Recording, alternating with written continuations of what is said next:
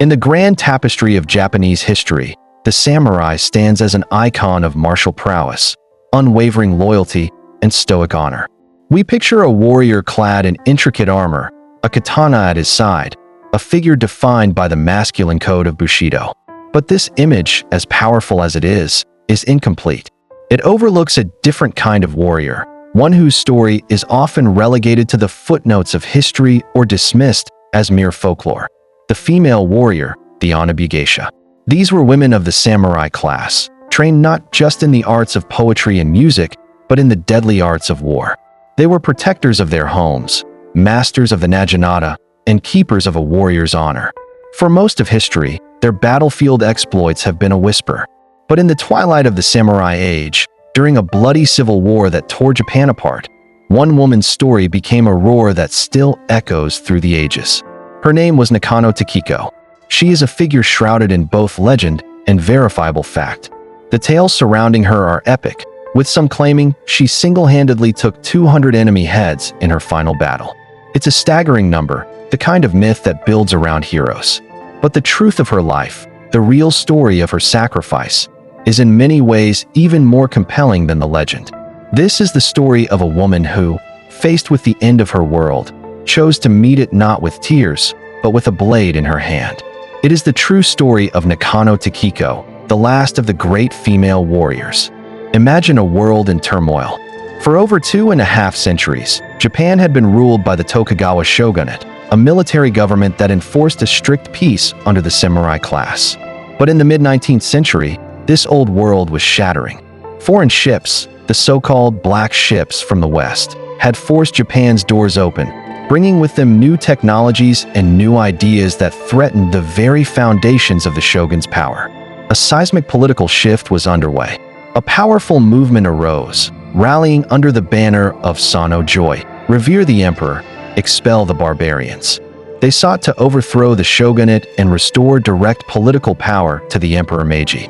This clash of ideologies, of tradition versus modernization, ignited a brutal civil war known as the Boshin War. It was a conflict that pitted samurai against samurai, clan against clan, in a desperate struggle for the soul of Japan. At the heart of this storm stood the Aizu clan, a bastion of loyalty to the failing shogunate. Renowned for their martial skill and their unshakable adherence to the code of Bushido, the warriors of Aizu were prepared to fight to the last man to defend their way of life. It was into this crucible of fire and honor that Nakano Takeko would step, not as a bystander, but as a champion for a world that refused to die quietly.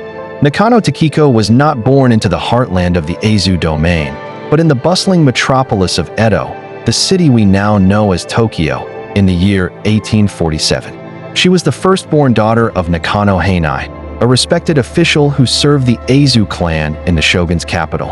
From her earliest days, she was immersed in the world of the samurai elite. Her family's deep-seated loyalty to the Aizu lord and, by extension, the Tokugawa shogun, was the air she breathed. This allegiance was not just a political stance, it was a core part of her identity. In an era where the education of women, even those of the samurai class, was often limited to domestic arts, Takeko's upbringing was exceptional. Her father ensured she received a rigorous intellectual education. She was a gifted student, excelling in the elegant art of calligraphy and developing a deep appreciation for classical poetry. She could read the ancient tales of heroes and warriors, stories that likely planted the seeds of her own destiny. But her education did not stop with pen and paper. The true mark of her unique path was her training in the martial arts. While many samurai women were taught to use a dagger for self-defense, Takeko's training went far beyond this. She became a student of the renowned master Akaoka Daisuke, who ran a prestigious dojo that instructed some of the era's most prominent figures. Under his tutelage, Takeko dedicated herself to mastering the Ito-ryu style of swordsmanship, but her true calling was found in the graceful, sweeping arcs of the naginata. The naginata is a polearm, a long wooden shaft topped with a curved, single-edged blade. It was the traditional weapon of the Onna-Bugeisha. Its length provided a crucial advantage, allowing a warrior to keep a sword-wielding opponent at a distance, using leverage and fluid movements to strike with lethal force. For a woman, it was the great equalizer on the battlefield. In Takiko's hands, it was more than a weapon. It was an extension of her will. She trained relentlessly, her discipline and talent so profound that she achieved the level of Menkyo, a license to teach, by the time she was a teenager. Her skill did not go unnoticed. Her own master, Akaoka Daisuke, was so impressed with her that he adopted her, a common practice at the time to secure a worthy heir for one's lineage in school. He saw in her not just a student, but the future of his art. For a time, she worked as his assistant instructor, even being sent to the Okayama domain to train other women. A formal arrangement was even made for her to marry the nephew of her adoptive father, a testament to her standing and promise. But the winds of war were gathering. As the political situation in Japan grew more volatile, with tensions between the imperial court and the shogunate reaching a breaking point, Takiko's life took a dramatic turn. Her adoptive father arranged for her to return to her birth family, a move that nullified her engagement. The coming conflict demanded that all loyalties be absolute. Takiko returned to the Nakano household just as the Aizu clan was being drawn into the vortex of the Boshin War. Her formal training was complete. The world would soon provide her with a battlefield. To understand Nakano Takiko's final, heroic stand, we must first understand the cataclysm that was the Boshin War. This was not merely a series of battles. It was the violent birth of modern Japan. The conflict officially erupted in January 1868, but its roots ran deep. For centuries, the emperor in Kyoto had been a symbolic and religious figurehead, while real power was held by the shogun in Edo. The Tokugawa shogunate had maintained a fragile peace through a rigid social hierarchy and a policy of near-total isolation from the outside world. This isolation was shattered in 1853 with the arrival of Commodore Matthew Perry of the United States Navy. His black ships steamed into Edo Bay, their cannons and steam power a shocking demonstration of Western military and industrial might. Perry demanded that Japan open its borders to trade, and the outmatched shogunate had no choice but to concede. This act of perceived weakness was a profound humiliation for many samurai. It exposed the shogunate's inability to protect Japan from foreign influence, leading to a surge of nationalist fervor. Two factions emerged from this crisis. One side argued for a pragmatic approach, adopt Western technology to strengthen Japan and preserve the shogunate. The other, more radical faction, rallied around the emperor. They argued that the shogun had failed in his duty and that only by restoring the emperor to supreme authority could Japan be unified and strong enough to resist the West. This movement gained the support of powerful Western clans like the Choshu and Satsuma, who had long-standing rivalries with the Tokugawa. The Aizu clan and its lord Matsudaira Katamori stood as a rock of pro-shogun sentiment. Appointed as the military commissioner of Kyoto, Katamori was tasked with policing the city and suppressing the growing anti-shogun movement. This placed Aizu in direct opposition to the powerful imperial loyalists. The Aizu samurai were famed for their discipline, their martial tradition, and their unwavering devotion to Bushido. Their code was one of absolute loyalty, and their loyalty was to the Tokugawa shogun.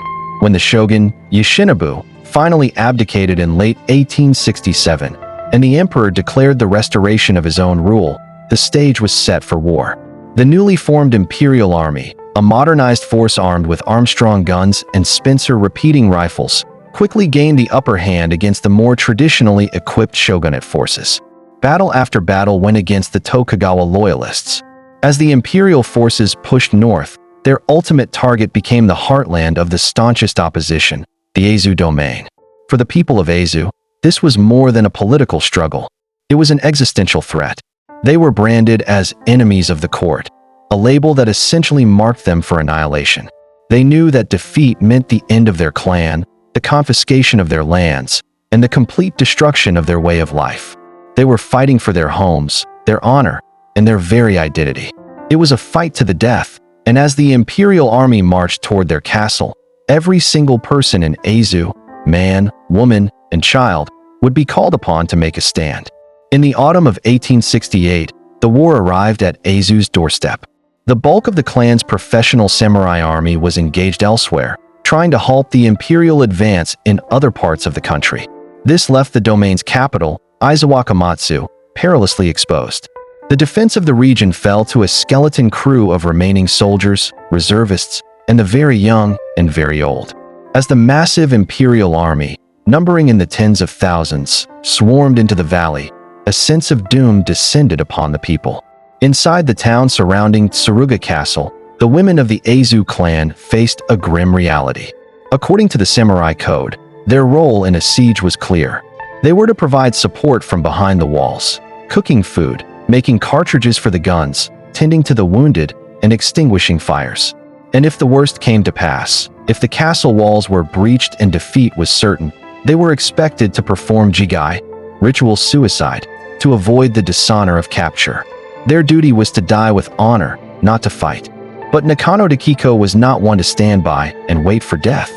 Filled with the martial spirit instilled in her since childhood and fiercely loyal to her clan, she saw this prescribed role as an unacceptable passivity. She had trained her entire life as a warrior. Now, with her home on the brink of destruction, she intended to act like one. She refused to accept that her naginata would only be used for a final, solitary act of defiance in a burning room. She would take the fight to the enemy. She was not alone in this sentiment. Her sister, Yuko, and her mother, Koko, who was also trained with the naginata, shared her resolve. Together, they began to rally other women from samurai households who felt the same. They went from door to door, gathering a small but determined group. These were women who had seen their husbands, sons, and fathers march off to war, and now, with the enemy at their gates, they decided to form their own line of defense. They armed themselves with their naginatas, polished their family blades, and prepared for battle. This impromptu group, which would become known to posterity as the Joshitai, or Women's Army, was an unofficial, ad hoc unit born of desperation and courage. It included Takeko, her mother and sister, and around 20 to 30 other women. They presented themselves to the Aizu military official, Kayano Ganbei, and formally requested permission to fight on the front lines. The request was met with predictable resistance. The Aizu commanders, steeped in a rigid tradition that separated the roles of men and women, were hesitant. It was considered a dishonor for a clan to have to rely on its women to fight its battles. It was an admission of weakness, a sign that all their male warriors had failed. They initially refused, ordering Takeko and her followers to remain within the castle as non-combatants. Takeko, however, was adamant. She threatened that if they were not allowed to fight as a recognized unit, they would commit ritual suicide on the spot. Their lives, she argued, would be better spent taking even one enemy soldier with them than being wasted in a passive death. Her fierce determination, combined with the dire military situation, left the commanders with little choice.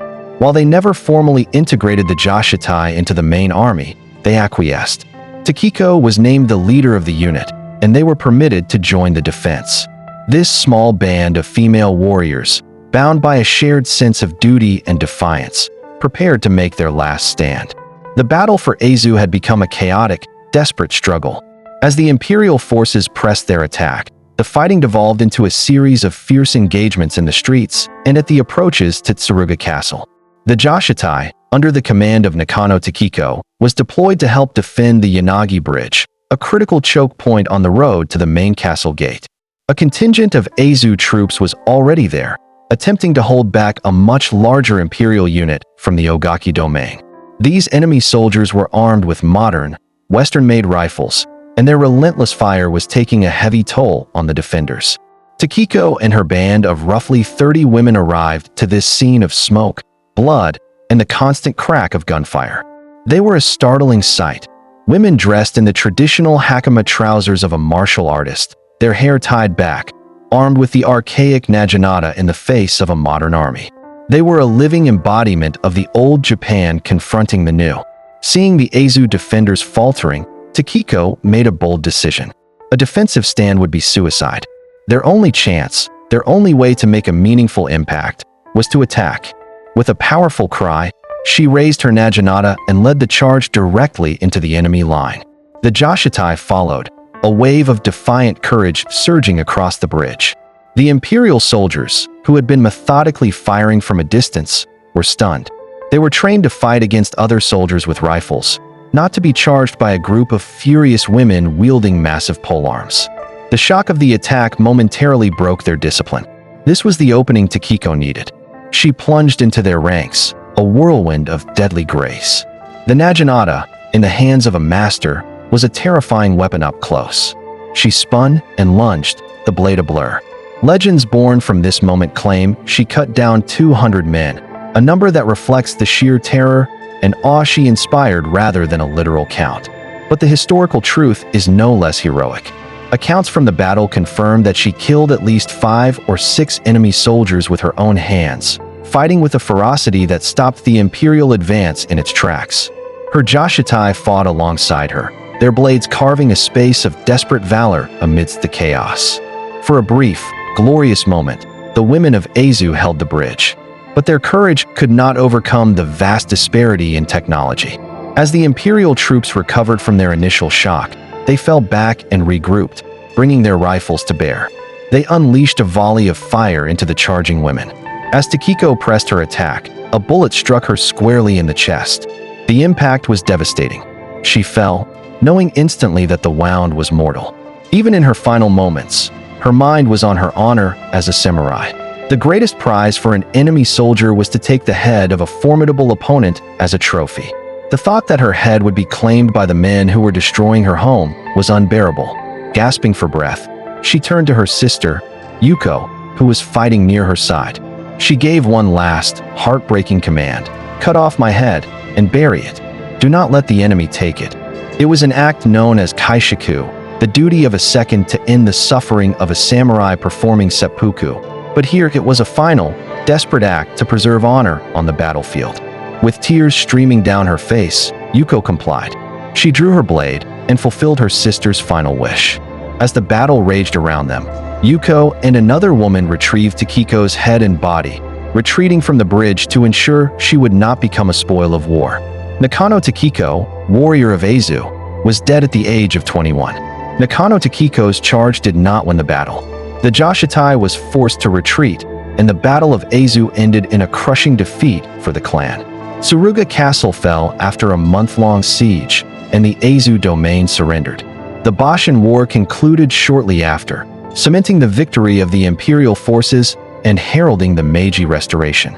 The age of the samurai was officially over. The world that Takeko fought and died for had vanished. The legend of Nakano Takeko taking 200 heads may be hyperbole, but it speaks to a deeper truth. It captures the sheer force of her spirit and the impact she had on those who witnessed her fight. Her true story is not one of impossible body counts, but of a profound and unwavering commitment to her people, her principles, and her home in the face of certain annihilation. She was a woman forged by tradition, who stood against the tide of the future, and in her final moments, showed the world the unyielding strength of a samurai's soul.